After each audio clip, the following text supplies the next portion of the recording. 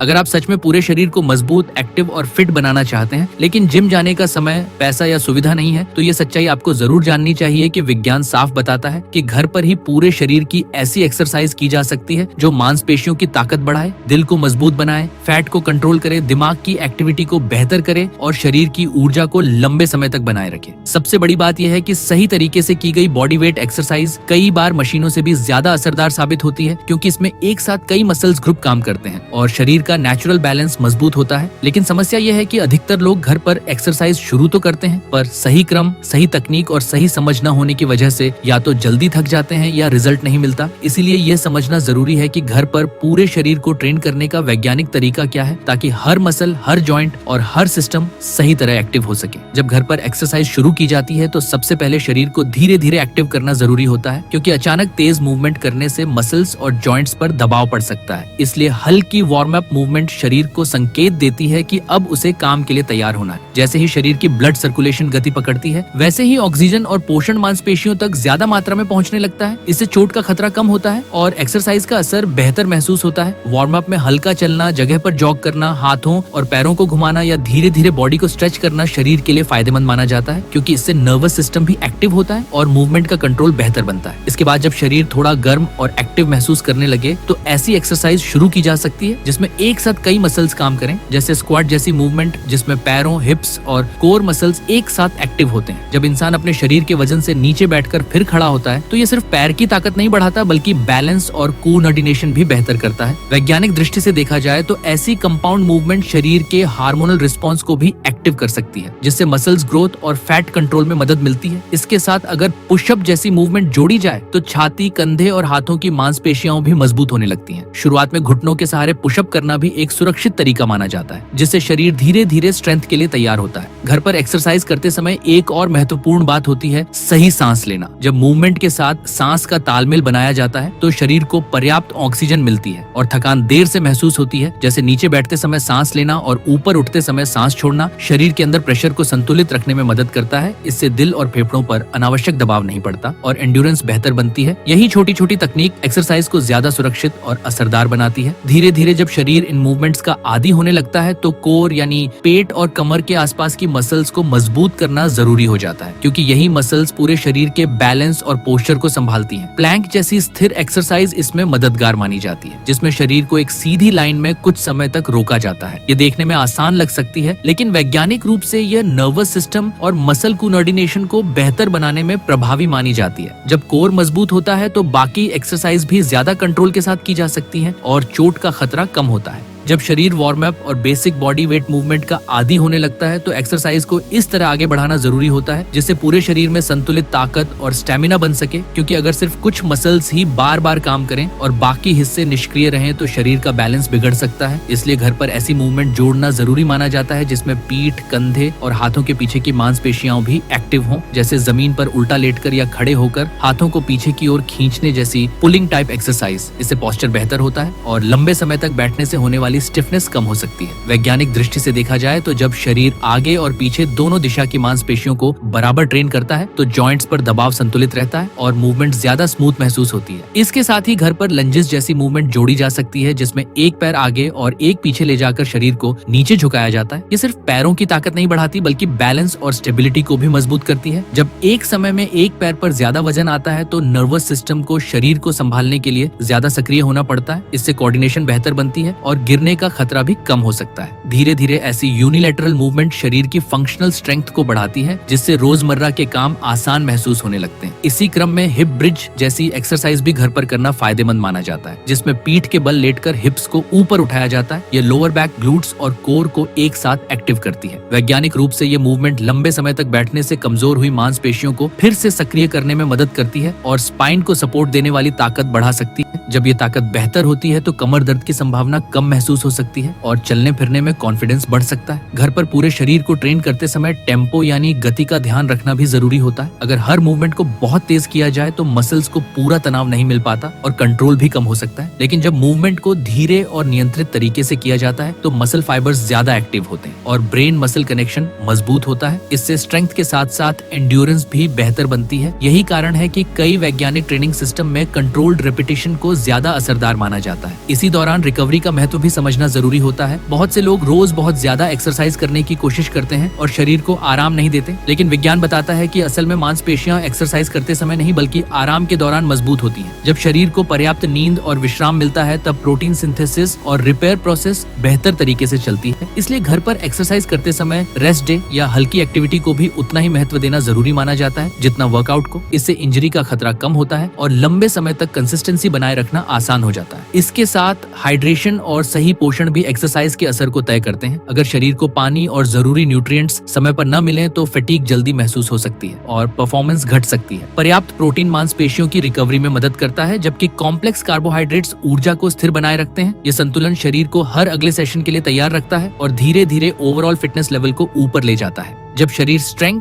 Balance और basic endurance के स्तर पर सहज महसूस करने लगता है तो एक्सरसाइज को इस तरह आगे बढ़ाना जरूरी हो जाता है जिससे दिल, फेफड़े और पूरे नर्वस सिस्टम को भी गहरी चुनौती मिल सके। क्योंकि असली फिटनेस सिर्फ मसल्स की ताकत नहीं बल्कि पूरे शरीर की काम करने की क्षमता से जुड़ी होती है। इसी चरण में घर पर ऐसी डायनेमिक मूवमेंट जोड़ना फायदेमंद माना जाता है जिसमें शरीर को थोड़े तेज और लयबद्ध तरीके से चलाया जाए, जैसे जगह पर तेज कदमों से दौड़ना, हल्के जंप के साथ स्क्वाट करना या हाथ पैरों को एक साथ गति में लाना। इससे हार्ट रेट नियंत्रित तरीके से बढ़ता है और ब्लड सर्कुलेशन पूरे शरीर में तेजी से होने लगता है। वैज्ञानिक दृष्टि से ये कार्डियोवैस्कुलर फिटनेस को बेहतर बनाता है और कोशिकाओं तक ऑक्सीजन की सप्लाई मजबूत करता है, जिससे स्टेमिना और फ्रेशनेस का अनुभव बढ़ सकता है। इसी दौरान फ्लेक्सिबिलिटी और मोबिलिटी पर काम करना भी उतना ही जरूरी हो जाता है, क्योंकि अगर मांसपेशियां मजबूत हों लेकिन जॉइंट्स लचीले ना हो तो मूवमेंट सीमित महसूस हो सकती है। इसलिए घर पर नियमित स्ट्रेचिंग को रूटीन का हिस्सा बनाना शरीर को लंबे समय तक चोट से बचाने और पोस्चर को संतुलित रखने में मदद करता है। जब मसल्स और टेंडन्स धीरे धीरे स्ट्रेच होते हैं तो नर्वस सिस्टम को सुरक्षित मूवमेंट का संकेत मिलता है और स्टिफनेस कम महसूस होती है। यह अभ्यास उम्र के किसी भी चरण में फंक्शनल इंडिपेंडेंस बनाए रखने के लिए महत्वपूर्ण माना जाता है। घर पर एक्सरसाइज करते समय माइंड बॉडी कनेक्शन को मजबूत करना भी एक बड़ा वैज्ञानिक तरीका है। जब इंसान हर मूवमेंट पर ध्यान देता है, शरीर के किस हिस्से में तनाव और किस हिस्से में राहत महसूस हो रही है, इसे समझने की कोशिश करता है तो ब्रेन और मसल के बीच कोऑर्डिनेशन बेहतर होता है। इससे टेक्निक सुधरती है, इंजरी का खतरा घटता है और एक्सरसाइज का असर गहराई से महसूस होता है। कई अध्ययन बताते हैं कि कॉन्शियस मूवमेंट यानी जागरूकता के साथ की गई एक्सरसाइज नर्वस सिस्टम को शांत रखते हुए परफॉर्मेंस को बेहतर बना सकती है। इसी क्रम में रूटीन में वेरिएशन लाना भी जरूरी होता है, क्योंकि शरीर एक ही तरह की एक्टिविटी का आदी हो जाता है और फिर उसकी प्रतिक्रिया कम हो सकती है। जब कभी टेम्पो बदला जाता है, कभी होल्ड टाइम बढ़ाया जाता है या कभी मूवमेंट का क्रम बदला जाता है तो शरीर को नया स्टिमुलस मिलता है, जिससे एडेप्टेशन जारी रहती है। यही एडेप्टेशन धीरे धीरे स्ट्रेंथ, स्टेमिना और कोऑर्डिनेशन को अगले स्तर पर ले जाती है। लेकिन यह सब संतुलित तरीके से करना जरूरी होता है ताकि ओवर ट्रेनिंग या एक्सेसिव फैटिग की स्थिति न बने। इसके साथ कंसिस्टेंसी का महत्व सबसे ऊपर माना जाता है। बहुत से लोग कुछ दिन जोश में एक्सरसाइज करते हैं और फिर छोड़ देते हैं, लेकिन विज्ञान बताता है कि शरीर छोटे छोटे नियमित संकेतों से ही खुद को बदलता है। जब रोज या सप्ताह में तय अंतराल पर शरीर को मूवमेंट, स्ट्रेचिंग और रिकवरी का सही संयोजन मिलता है तो हार्मोन बैलेंस, एनर्जी प्रोडक्शन और मसल रिपेयर जैसी प्रक्रियाएं स्थिर रहती हैं। इससे धीरे धीरे फिटनेस जीवन का हिस्सा बन जाती है और एक्सरसाइज किसी बोझ की तरह महसूस नहीं होती। धीरे धीरे यह भी समझ में आता है कि घर पर एक्सरसाइज करते समय वातावरण और मानसिक स्थिति भी असर डालती है। अगर स्थान साफ, हवादार और व्यवस्थित हो तो ब्रीदिंग बेहतर होती है और ध्यान केंद्रित रखना आसान होता है। साथ ही हल्का संगीत या प्राकृतिक रोशनी भी मोटिवेशन को बढ़ा सकती है। ये सब छोटे कारक मिलकर एक्सरसाइज एक्सपीरियंस को सकारात्मक बनाते हैं और लंबे समय तक उसे जारी रखने में मदद करते हैं। आखिरकार यह स्पष्ट हो जाता है कि घर पर पूरे शरीर की एक्सरसाइज एक संपूर्ण प्रक्रिया है जिसमें वार्म अप से लेकर स्ट्रेंथ,